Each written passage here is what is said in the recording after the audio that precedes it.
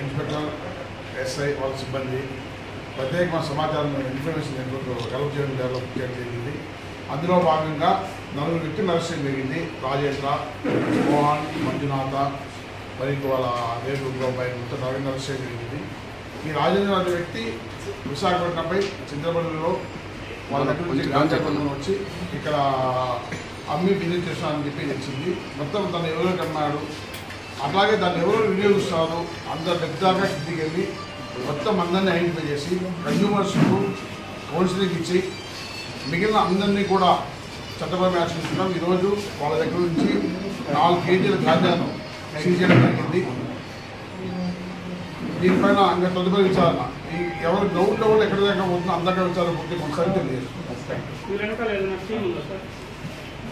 ప్రత్యేక టీం అంటూ లేదు, ఎవరికి వాళ్ళే గాంజా ఈజీ ఎండింగ్ అనుకోండి, ఎవరికి వాళ్ళే వెళ్ళి తెచ్చుకుంటున్నారు. వైజాగ్ నుంచి తెచ్చుకుంటారు. అక్కడ కూడా అసలు ఆ చింతపల్లిలో ఎవరు ఇంకా అక్కడ కూడా ఫెడ్ కార్డ్, డార్క్ కార్డ్ అన్నీ కూడా వెలిగేలాగా ప్రయత్నం చేస్తాము.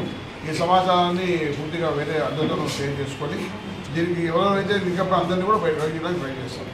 సార్, మన పొలంనేరులో రెగ్యులర్గా గంజాయి కేసులు నమోదవుతున్నాయి, దొరుకుతూనే ఉన్నాయి కదా సార్.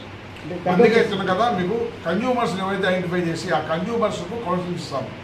కన్జ్యూమర్ డిహైడ్రేషన్ సెంటర్స్ కానీ ఇంకో సెంటర్స్ కానీ పెట్టేసి అలవాటు మార్పించకపోతే సో ఇది అందరి సామాజిక బాధ్యత.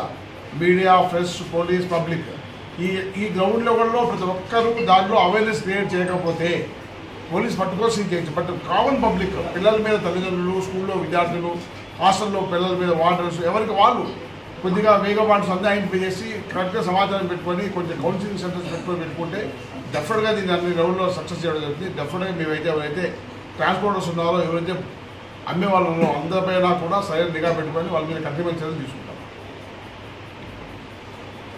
సార్, బైక్ రైడింగ్స్ ఎక్కువైపోయినాయి సార్. ఇక్కడి నుంచి ఎక్కడ చెప్పండి, మన పద్మశ్రీ దగ్గర నుండి మన దీని వరకు బైక్ రైడింగ్స్ ఎక్కువైపోయినాయి.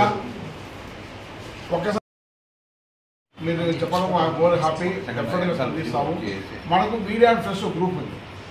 మీ నోటీస్కి వస్తానే ఆ దాంట్లో ఒక గ్రూప్లో పెడితే ఏదైనా ఎనీ ఇల్లీగల్ యాక్టివిటీ ఎనీ ఇది మీరు పొద్దున్నే వెళ్ళి ఈవినింగ్ అడగచ్చు ఏం సార్ ఏమైంది అని వెంటనే రెస్పాండ్ అవుతాం కదా.